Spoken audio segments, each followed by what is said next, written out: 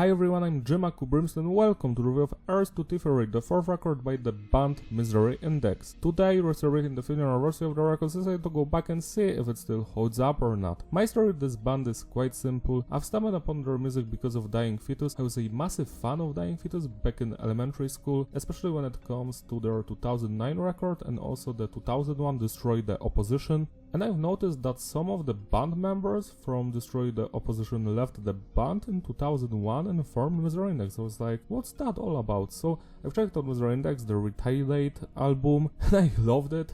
And I've been a fan of them ever since. I've checked out every release. Descent, the 2004 EP, is my favorite thing they've ever released. I've already reviewed some of their records like Descent, Retaliate, Traitor, so go check those videos out. Now let's focus on some interesting things. So when it comes to the lineup, we've got the founding member Jason on the bass and the vocals, we've got Sparky on the guitars. We've been in the band since the start, but sadly this is his last release with the band. It's sad to see him go because I've always appreciated the songs he wrote for Misery Index. We've got Mark on the vocals and guitar, who's been with the band since 2006, and Adam Jarvis on the drums, who's also been in the band since 2006. An interesting thing about them is that the lyrics are written by different members. We've got the bassist, the guitarist, some guests as well. Music on the other hand is different because it's done just by one member, so we've got songs by Mark, one song by Sparky, some songs by Jason, and also Adam Jarvis is present on every song as a songwriter because he has to do the drums. The album's production was done by Steve Wright and the band themselves, and its style is clean but heavy, not as no clipping, just the way I like it.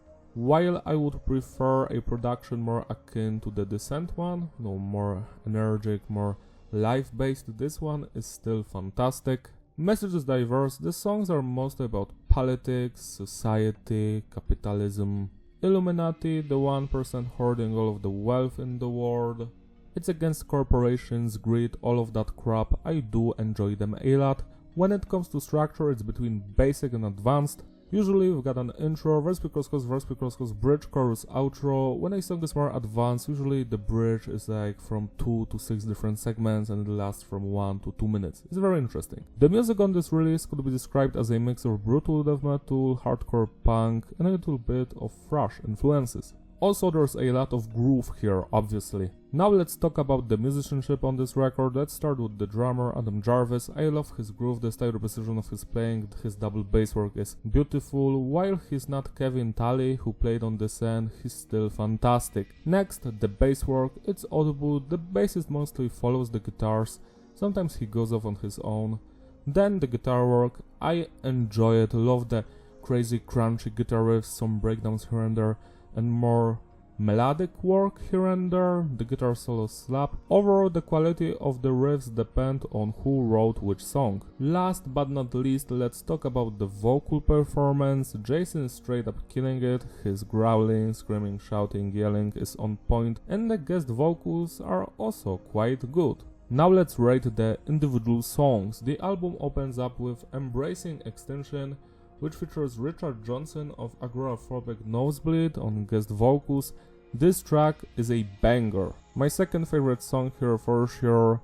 The atmosphere, the guitar riffs, the constant blasting and the drumming, it all screams Misery Index. It has the identity of the band, just love it. 10 plus out of 10. Fed to the Wolves, the only song on the standard edition by Sparky. I love the guitar riffs here and the bridge section. The song is not perfect, but still it carries the identity of the band. You know that it's them. It kinda sounds like the first record, which I enjoy a lot. 9 out of 10. The Carrion Call is a song written by Mark, and I actually do enjoy it. It kinda reminds me of Dying Fetus 2009 album because of the melodies and the riffs.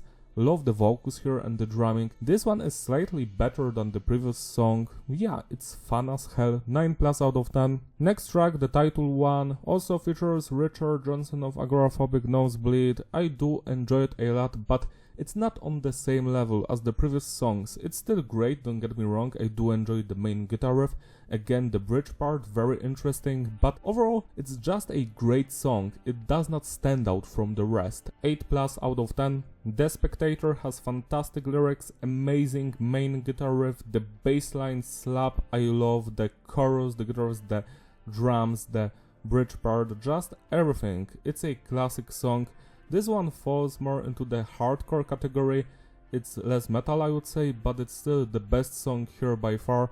It was written by the bassist. 11 out of 10. The Illuminati features Eric Rutten of Hate Eternal, who's also in Cannibal Corpse, and he played in Morbid Angel for 2 albums, I think, or 3. This one slaps. I enjoy the Gojira influence. Pick scrapes.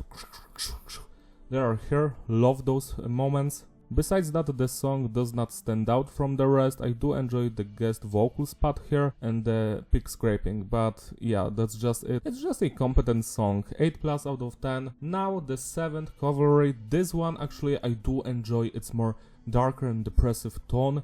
The guitar riffs sound way different than on the previous songs, and especially the last minute of the track is probably the best part, at least to me. So yeah, go check this one out. It's very interesting. It's different from the rest. 9 out of 10. Plague of Objects. This song was written by the bassist. And yet again, I love its atmosphere because it reminds me of the first Misery Index album. The melodies, the vocals, the lyrics, it all has that tone and vibe to it. Especially enjoyed the bridge part and the outro, which is more melodic. 10- out of 10. You Lose is one of the songs right up there with The Carrion Call, which I doomified, for the Doom video game from 1993. Check it out there on the channel.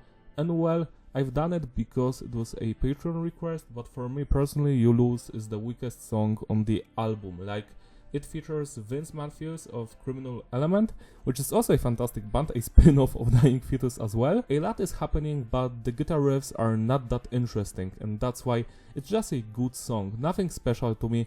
It fits the album, but if it was removed, I wouldn't actually care. So that's my opinion. 7 out of 10. Sleeping Giants features John, the vocalist of Dying Fetus, and I love this song. While it's not perfect, it's a little bit fillerish in some parts, like a filler track, but the vocals, the guest spot, the first 90 seconds of the song are so interesting, and the lyrics are very important.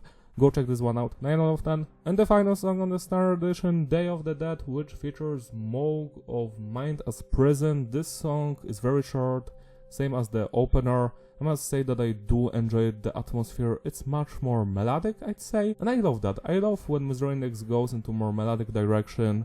It's a great closer. 10 out of 10. Now let's talk about the bonus song on the Japan edition. It's called The Devil's Onion Ring. It's a joke song with funny vocals, which I am not sure who's doing the vocals, but it's so funny. It's a thrash metal song mixed with some heavy and glam metal influences. It has some blast beats as well. I do enjoy listening to it. The lyrics are silly as hell, and well, after the song we have 6 or 7 minutes of some dude, or maybe it's a band member, roasting Misery Index to hell. So they're making fun of Misery Index, making fun of Sparky. I remember one of the roasts was that Adam Jarvis is scared of ghosts. So that's the level of comedy here. It's fine, The song is 9 out of 10.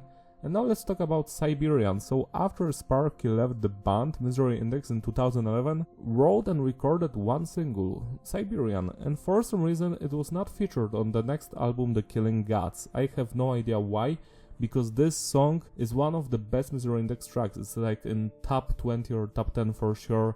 I just love its vibe, the melodic elements, the vocals, the intensity of it, the energy it radiates.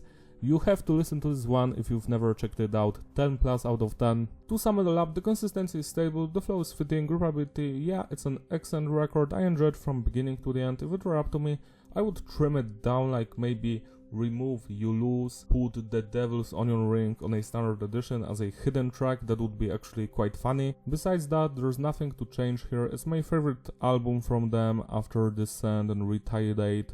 Yeah, it has that old school vibe of Misery Index. The lyrics slap, same with the music. The highlights here are Embracing Extinction, Day of the Dead, The 7th Cavalry, Sleeping Giants, Plague of Objects, The Spectator, which is the best song for sure, and The Carrion Call.